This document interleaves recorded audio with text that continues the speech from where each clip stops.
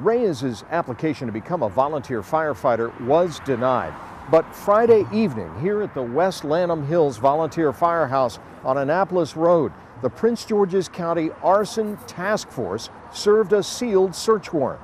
That's information confirmed by a county spokesperson. But there is no comment about the nature of that warrant and whether it's related to the arson case against Reyes from either county authorities or the volunteer leadership here at West Lanham Hills.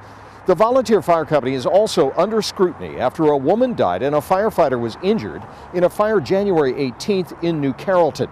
Firefighters from other areas were called in because the West Lanham Hills volunteers had left both of their firehouses unstaffed that evening, according to the Prince George's County Fire EMS Department.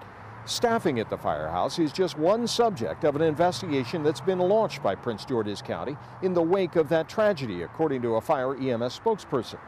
Reyes is accused of setting fire to this abandoned house in Seabrook January 20th, just 30 hours after the fatal fire in New Carrollton. Despite being denied approval to serve as a volunteer, Reyes claims he worked at the fire company on his Facebook page.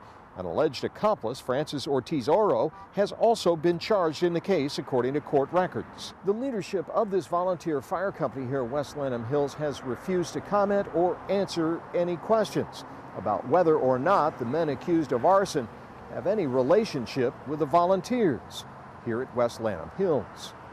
Scott Broom, WUSA 9.